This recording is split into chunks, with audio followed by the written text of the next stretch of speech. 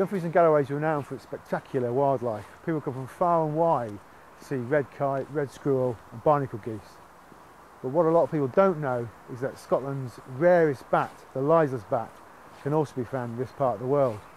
Until very recently we knew very little about the Leisler's bat, but John Haddow and his team of volunteers, including myself, has been spending the summer trying to find a little bit more about this elusive animal.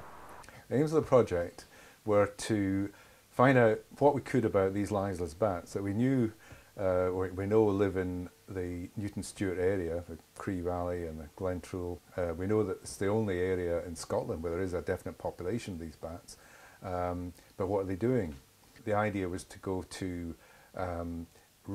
bat roost boxes, which have where bats have been found in before, and just see what we could find. So this is number 3 male, and he's very obviously a male. Okay. And he's not very happy being handled. They show the wings, fantastic long narrow wings. You can see, I hope, the tragus. He's also had a bit of damage to his ear. He's been in a fight, I think, when it's marked like that. Once we've managed to find a bat, it's a matter of fitting this tiny radio transmitter, which is it's only 0.36 of a gram. The males that we found were about 14 grams, so a radio transmitter this small or this light is ideal for this sort of animal. So the radio transmitters are basically glued onto the skin and fur of the back between the shoulder blades. Once we'd done that, we released the bat, checked that the thing was transmitting all right. So we tended to put them back in the box and just temporarily block up the entrance until we could release them in the evening. And after that, it was a matter of following them using the antenna and the radio receiver. So I'm here at Wood of Cree, and we've been radio tracking a male Leisler's bat for about 5 days, and the woodland's quite dense, so we've had a problem picking him up. But today we managed to track him to his roost, or one of his roosts, because they have many roosts. And instead of it being in the woodland as we thought, it's actually come out of the woodland across the River Cree, and it's ended up in this tree behind me. And the noise you can hear in the background is the peep of his transmitter, which we fitted some 6 days ago. As I say, we've been trying to track him, but he's proved quite difficult. Okay, it's 9:35, and our bat, Baldric, as he's affectionately known, has just emerged from that hole as we expected. The job now is to find out where Baldric has gone. He's headed out west.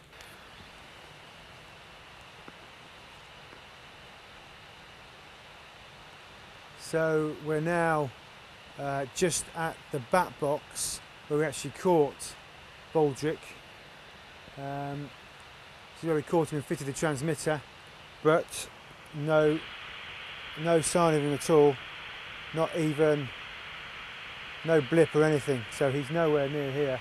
We haven't had him at all as we've been wandering through the wood, and it's now 11:30, so nothing since he disappeared from the roost at 9:30. So we'll just have to carry on walking the trails around here for a little bit longer, see if we can pick him up. But what does tend to happen is after about an hour they tend to go back into their roost, so he may be either in a roost somewhere in the trees around here, somewhere in the woodland, or he may be back over the water in that roost where he picked him up earlier this evening. So but at the moment we've got no idea where he is.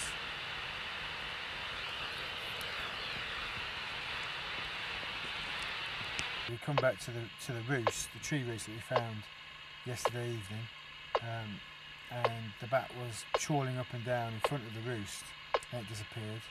We went round to the car park and there was nothing, and then it started to rain, and lo and behold, we got another signal, and it was in this direction, back where the roost is, and we're just basically sitting in the car opposite the roost.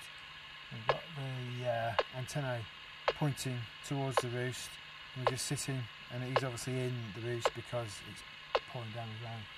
Although it's cleared up ever so slightly. A couple of minutes ago he actually did leave the roost, disappeared south along the road, and what he was obviously doing there was seeing what the weather was like, because as soon as he realised it was still raining, he came back to the roost. He's still there, as you can hear.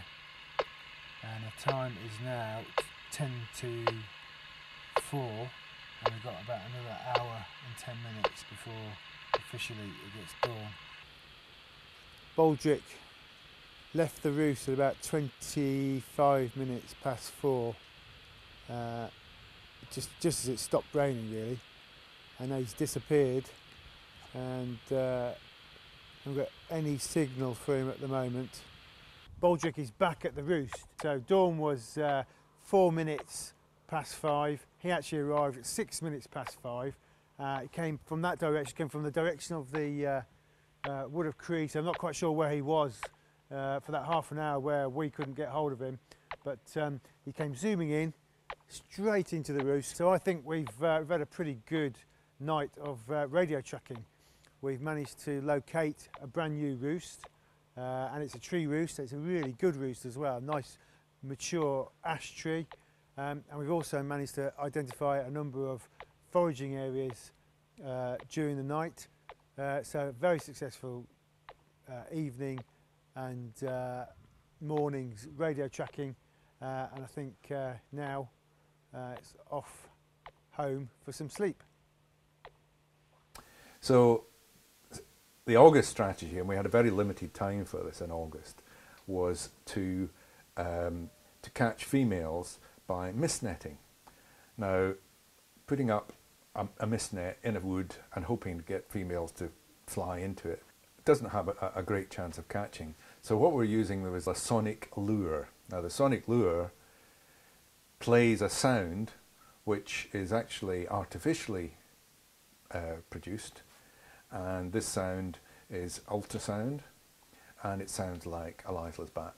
So basically the strategy is to play this sound, and Leisler's bats are curious about what this other bat's doing in their area, and they come closer, and we put up mist nets, very, very fine nets that birders use as well, to catch any bat that flies close enough to this sonic lure, as it's called.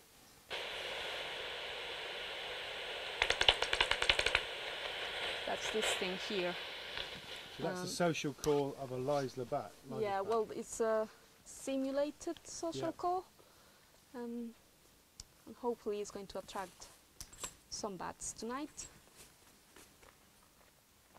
The second night we moved to another woodland, and we did manage to catch a female. Within about 2 hours we caught one female. Now she was the only female we caught.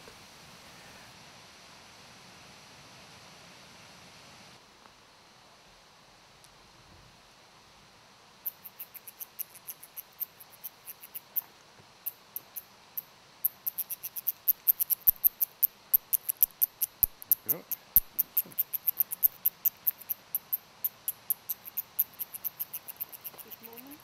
It's a female. Whoa. Can I shine? Can you say that again? It's a female. It's a female. Excellent. Oh, you lovely little darling. Sure you are. We're just checking that we've got all the kit, we know what we're doing. We've got the radio tags in here. This is the receiver, which is picking up the radio tag. You can probably hear the difference in strength if I move this around. Can you hear that change? Yeah.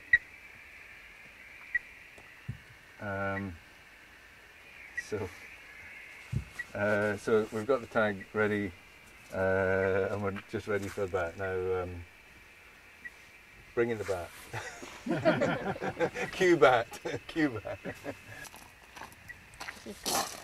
I was actually joking, Rob. I didn't mean to. You can see I've got to work in that area. What I don't want her to do is to be able to squirm too much. Just do it very gently. You put more solid, which means it takes less time to.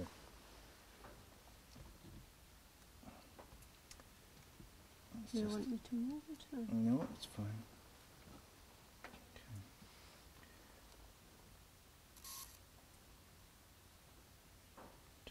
Just there.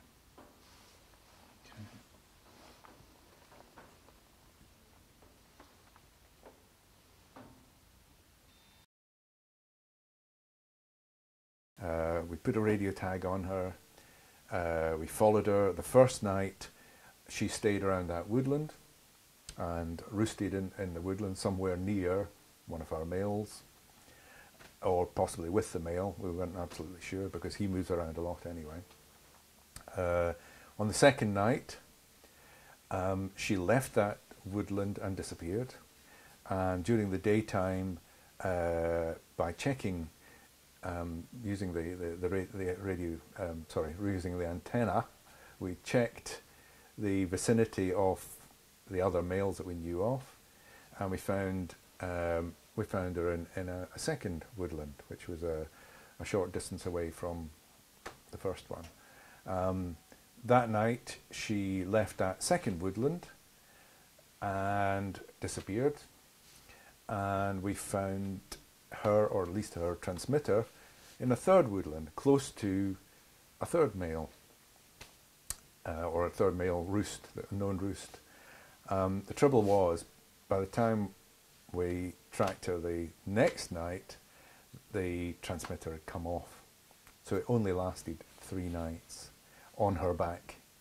And that was it, basically. But what we found was that this was a female. This was a nice, big, healthy female that was interested in